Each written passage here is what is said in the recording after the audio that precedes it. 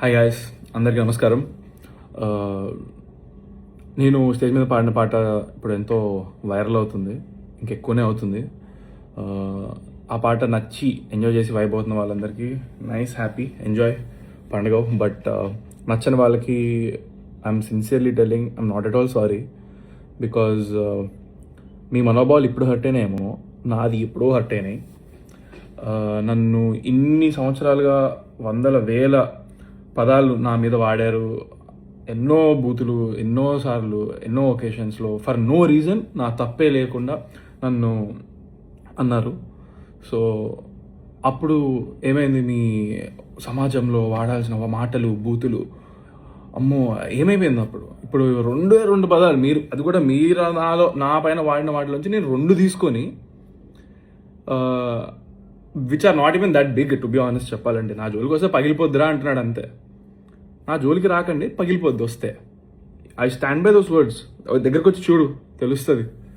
And yeah, so ఎవరు అమ్మ నాన్న నేర్పరు, ఓకే, నేను నీ దగ్గర నుంచే నేర్చుకున్నాను. సో అవి తిరిగి 2 అంటే మెయిన్గా అశోక్ కుమార్ వేముల, నీకు 24 hours టైం ఇస్తున్నా.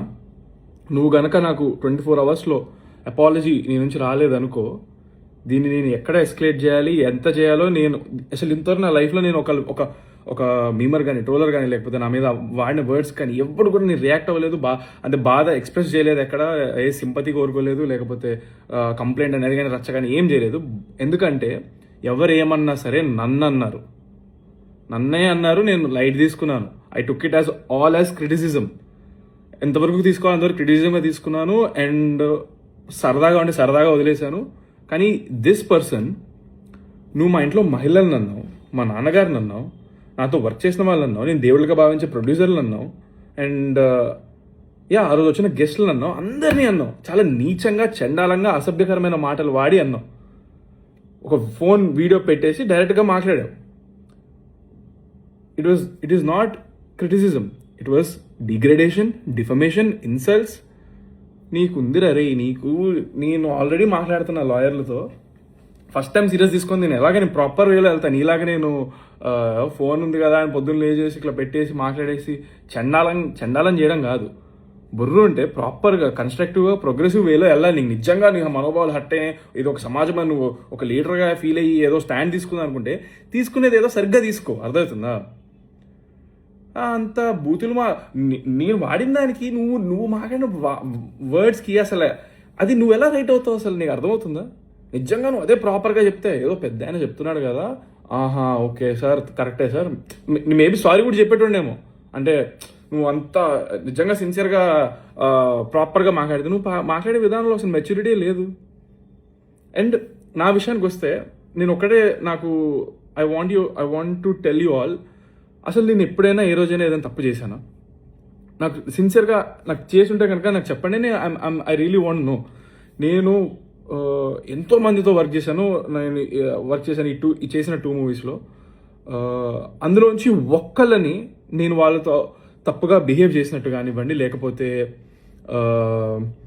ఏమంటారు యాటిట్యూడ్ చూపించినట్లు కానీ, లేకపోతే అట్లా చెప్పమనండి చూద్దాం. ఎందుకంటే ఐఎమ్ వెరీ కాన్ఫిడెంట్.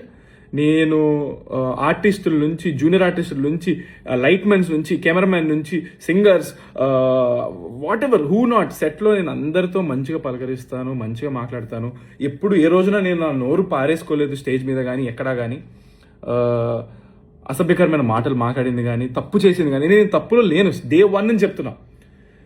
నేను అసలు 19 years అబ్బాయిగా, 20 years అబ్బాయిగా మా డాడీ వాళ్ళు, మా మమ్మీ వాళ్ళని పక్కన నిలిచిపెట్టి ఇంట్రడ్యూస్ చేసిన రోజున కూడా వాళ్ళు ఏదో పొగుడుతున్నారు, నేనేదో ఫస్ట్ టైం స్టేజ్ ఎక్కడం, నాకు చాలా ఆక్వర్డ్ ఫీలింగ్ అయిపోయి ఇబ్బంది అయ్యింది. నేను అటు ఇటు చూస్తున్నాను, చేతులు జేబులో పెట్టుకున్నా. దానికి అక్కడ స్టార్ట్ అయింది. Even on that day also మీరు సరిగ్గా పూర్తిగా ఏది మ్యాటర్ ఎవరు చూస్తే కదా, ఇప్పుడు కూడా సాంగ్ 3 నిమిషాల song. So wait, I'm diverting. అక్కడ ఆ రోజు కూడా నేను చెప్పాను, ఆ రోజు కూడా పొరపాటున నేను ఎవరినైనా ఏదైనా కొంచెం ఎక్కువ మాట్లాడి ఉన్నా, లేకపోతే నాలో ఏమైనా నచ్చకపోయి ఉంటే, it will improve with time, దయచేసి నన్ను క్షమించండి అని చెప్పి నేను ఆ రోజే చెప్పాను అక్కడ స్టేజ్ మీద. అండ్ ఈ రోజు కూడా సాంగ్ పాడిన స్టేజ్ మీద ఈ సాంగ్లో వాడిన పదాలు అసలు సినిమాలో ఉండనే ఉండవు అని కూడా క్లియర్గా చెప్పాను నేను. ఈ సాంగ్ ఆల్రెడీ రిలీజ్ అయింది. ఈ సాంగ్ 3.5 నిమిషాలు. దీనికి ఒక చరణం ఉంటుంది, పల్లవి ఉంటుంది, ఇంకొక పల్లవి, ఒక పల్లవి ఉంటుంది, 2 చరణాలు ఉంటాయి. ఇట్స్ ప్రాపర్ సాంగ్, 3.5 నిమిషాల సాంగ్. దీనిపైన పనిచేసిన వాళ్ళు ఏమి చిన్న చితక వాళ్ళు కాదు. చిరంజీవి, పవన్ కళ్యాణ్ గారు అలాంటి మూవీస్లో వర్క్ చేసిన వాళ్ళు, వాళ్ళకి సాంగ్స్ ఇచ్చిన లిరిక్స్ వాళ్ళు దీనికే ఉన్నారు, వాళ్ళే వర్క్ చేసింది. ఓకే, 3.5 నిమిషాల సాంగ్లో మీరు 5 సెకండ్లు కట్ చేసి దాన్ని మళ్ళా వేసి మీరు నెగిటివిటీని ఎక్కువ చేస్తే అది అలాగే కనిపిస్తుంది కదా. దీన్ని భూత పురాణం అంటున్నారు మీరు 5 సెకండ్లు పెట్టి. ఇదా భూత పురాణం? నా జోలికి వస్తే పగిలిపోద్దండమ్మా భూత పురాణమా? అసలు మీరు ఎక్కడ ఏం వినలేదా? అయ్యో బాబోయ్ అంటారా? ఎన్ని సినిమాల్లో మనం వాడరు, బీప్ అయ్యారు, ఏ రేటెడ్ సర్టిఫికేట్ ఇస్తే సినిమా థియేటర్కి వెళ్ళి చూస్తారు అందరూ. యూట్యూబ్లో రిస్ట్రిక్షన్సే ఉండవు అసలు.